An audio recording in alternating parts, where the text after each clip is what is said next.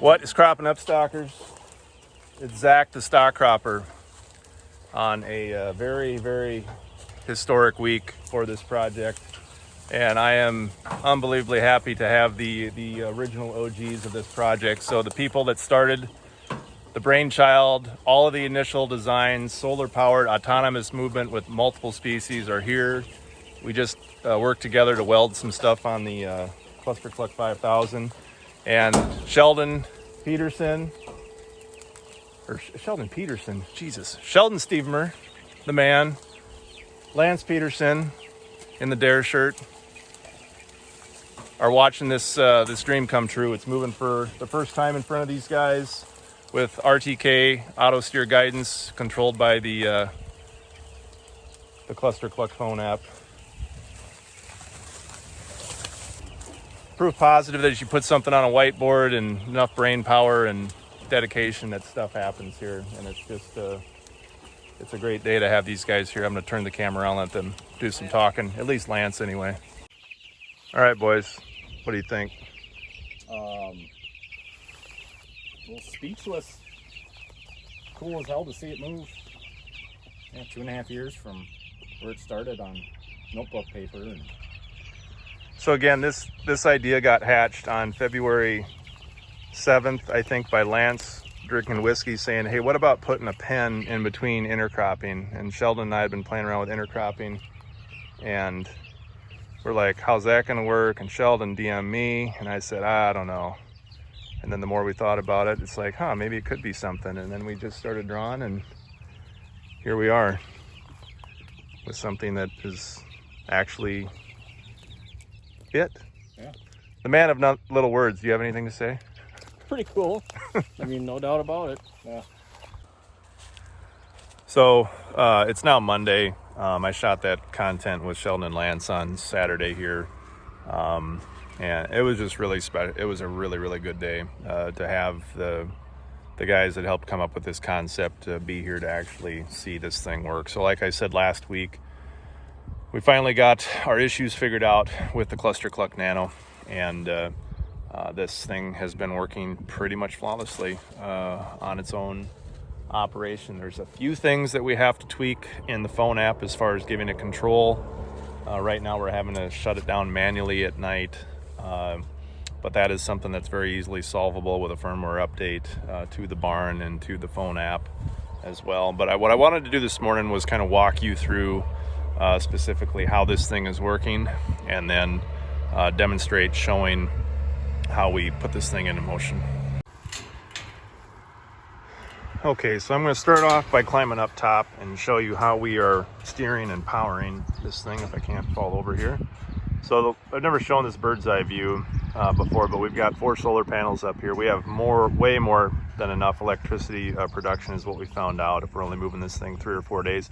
When we were testing this thing in Milwaukee, we actually ran the barn nonstop throughout the day, and we had more than enough solar energy to do that. So with 4 panels on here, we have excess energy. The new barns are only going to have 2 because of that.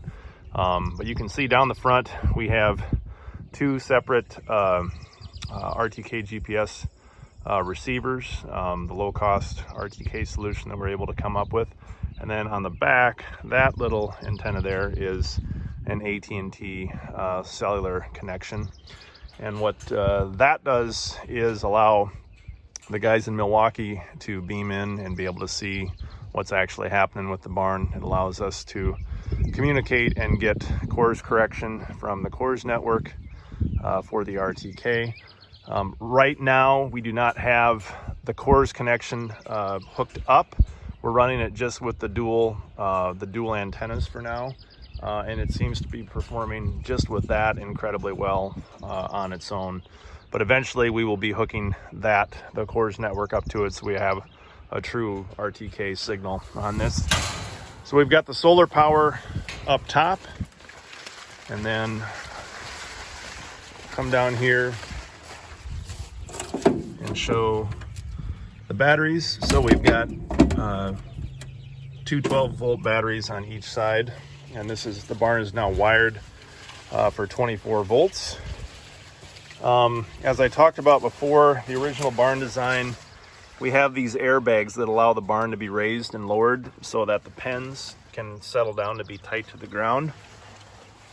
The new barns will not have this feature because we've changed the design so that we can change the pen height to the ground, that it's adjustable on that pivot point in the front of the barn. But you can see we have the chain drives on the back, so there's a motor up underneath here. You can see that. That motor has sprockets on that control the chains in each direction. So this thing essentially acts like a skid steer with two drive wheels on either side. So a lot of you probably haven't seen our chickens and rabbits that we've added. We've got this stocked heavier than what it would be. There's about 115 in here right now. But by this week, there's going to be, they'll be big enough. We're going to need to move them and put the chickens behind the ClusterCluck 5000 over there. So they'll be we'll leave probably about 40, 45 maybe in this space. That's 8 by 8 to give us about 1.5 feet square foot per bird.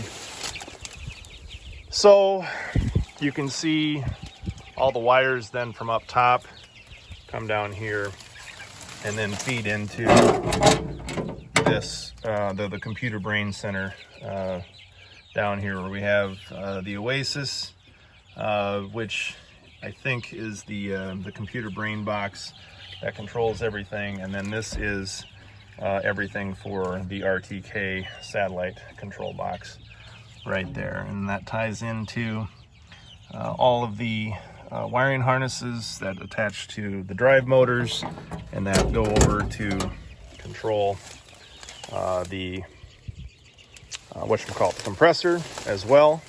So right now we have it set so the compressor is just holding the barn up all the time. So it runs about every 40 minutes to make sure that the airbags are inflated so that we can leave the barn in automatic movement zone. So what we are doing is we have the ClusterCluck app, and I will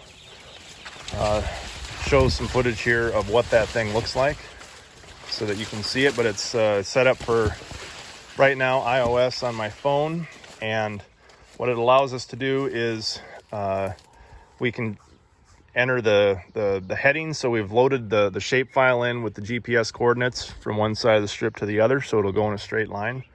So it has that fixed heading that it's trying to follow with the barn, and the barn will steer itself to stay on that heading automatically. We don't have to give it any additional help to stay online, which is fantastic. And then what we do is we program in the time right now of how long, when we start the barn in the morning, how long do we want it to, how far do we want it to go? So we have it set for 2.5 meters, which is roughly about 8 feet.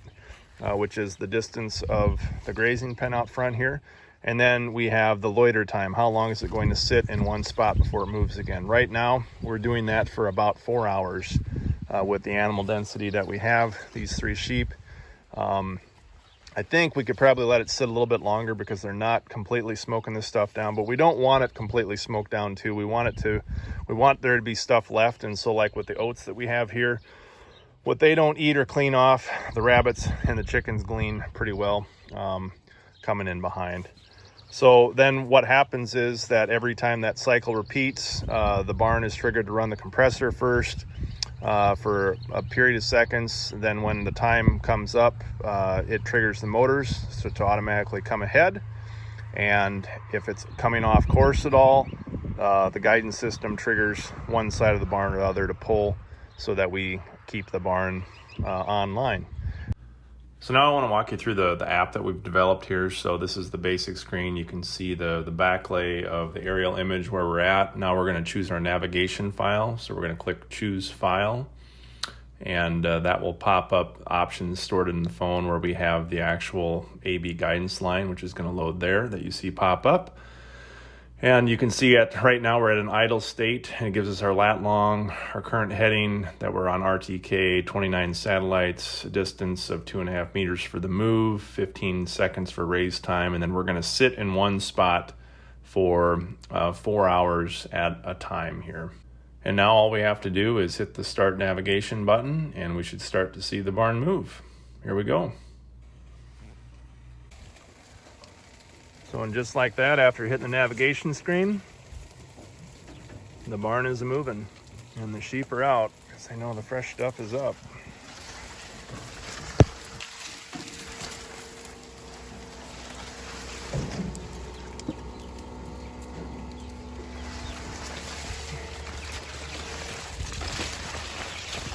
The chickens are moving along.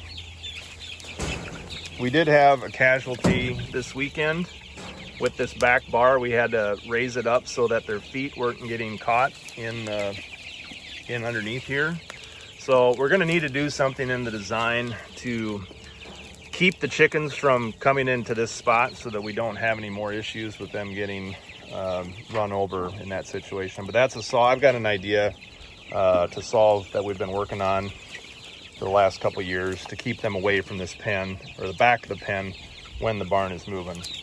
And our rabbits also, if they get wound up, they're good at scaring the chickens as well to keep them moving here. But you can see that the barn is basically moving right down the line of where we want to go. I can hear the chain popping a little bit. That means it's steering, holding the line. And we are nearing almost the point.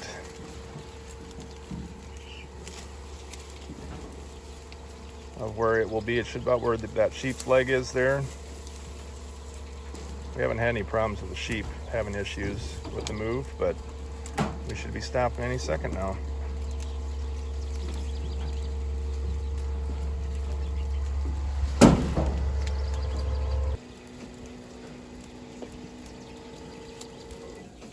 There we have it. Move is complete. Barn's still going straight. Animals are happy. Compressor kicks back in to make sure the barn's aired up. And the chickens are in new ground as well. That's how we do it. So there you have it. The world's first multiple species livestock barn on wheels. Powered by solar energy from the sun. Batteries on board. 2 different wheel motors, drive chain system, guidance system, moving across the field with the guidance from a cell phone app and allowing this mob grazing technique to move animals across. They spread their own manure, they feed the soil, which in turn feeds the crop for the next year. And this thing is getting closer to reality every day of being something that could be a scalable solution, not only for farm fields, but for anyone that wants to have livestock utilize the technique of mob grazing, but not having to be there all the time. There's lots of people, I think, that don't have time to farm full time, that have acreages, maybe want to grow their own protein now, especially after the pandemic, and the ClusterCluck Nano could be a product that could be on every one of them across the country and across the pond and wherever. So this has been a great week, a lot of good things. There's a lot of other things to show in the plot, but I wanted just to leave today to have a video specifically about the major achievement of getting this thing to actually do what we set out 2.5 years ago to create an autonomous solar-powered multi-species barn. And it's happened. So I want to finish this video by thanking all the people that have made this possible and been part of this journey and development. First and foremost, Sheldon Stevenmer, Lance Peterson, that you saw in this video earlier. Next, obviously, is Joe Bassett and his entire team at Dawn Equipment. And last but not least, Jason Mock, who has been a huge supporter in promoting what we are doing, having us out to his field day. He's buying the first stock croppers that are going to be going out to his property, which everyone should go and see, out in Muncie, Indiana. And there's a whole host of other people, but I wanted to recognize those folks because without their help and ideas and thoughtfulness and just willingness not to give up and give in when this thing has gotten hard, because there are some very good days for this project ahead. I can feel it in my plums. Beautiful bluish hue. I couldn't be more excited for the rest of the summer, bringing people in for the field day. That date will get announced this week. Still looking like August 19th or 20th, but I've got to check with a few people that I want to make sure are here for sure for that.